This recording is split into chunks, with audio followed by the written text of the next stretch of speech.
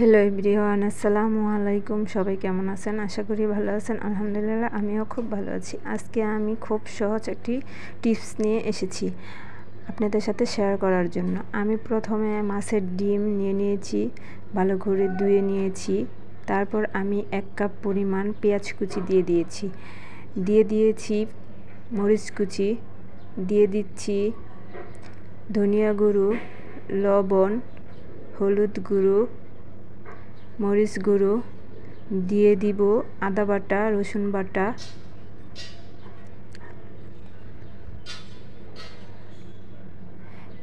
এখন আমি সব উপকরণগুলো ভালো করে মিশিয়ে নিব।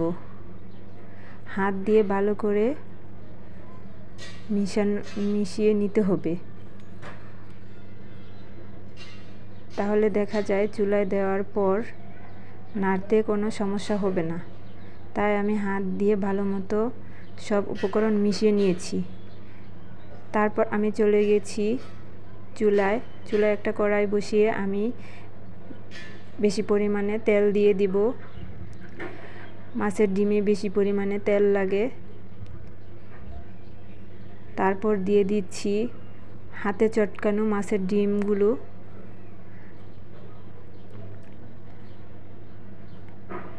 মাছের ডিম দেওয়ার পর এটাকে অনবরত নাড়তে হবে, নাড়া বন্ধ করা যাবে না। নাড়া বন্ধ করলে দেখা যায় দলা পেকে যাবে। মাছের ডিমগুলোকে আমি জোরে করব, তাই এটা অনবরত নাড়তে হবে। অনবরত নাড়লে এটা সুন্দর জোরে হবে, দলা পেকে থাকবে না।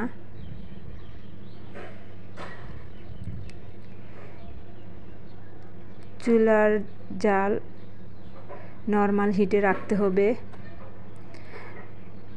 দেখা যায় মাছগুলা ব্রাউন কালার হয়ে যাবে, পেঁয়াজগুলো সিদ্ধ হবে না। তাই চুলার জালটা নরমাল হিটে রাখতে হবে আর অনবরত নাড়তে হবে, নাহলে নিচ দিয়ে লেগে যেতে পারে। দেখুন আমার মাছের ডিমগুলো ঝুরঝুরে হয়ে গিয়েছে, হালকা বাদামি কালার হয়েছে। এটাকে আমি আরও ব্রাউন কালার করে নিব।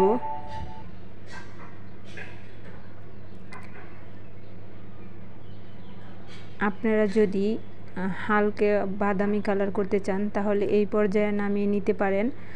আমি একটু বেশি জুরজুরে গাঢ় বাদামি কালার করেছি। দেখুন হয়ে গিয়েছে। এখন আমি এটাকে নামিয়ে নিব। আপনারা নামানোর আগে ধনিয়া পাতা দিতে পারেন, তাহলে স্মেলটা আরও সুন্দর হবে। সবচেয়ে সহজ উপায়ে আপনারা এইভাবে মাছের ডিম ভাজি করে খেতে পারেন। অনেকে মাছের ডিম নষ্ট করে বা ফেলায় দেয়, না ফেলে এইভাবে আপনারা সহজে খেতে পারেন। সবাই ভালো থাকবেন। আল্লাহ হাফেজ।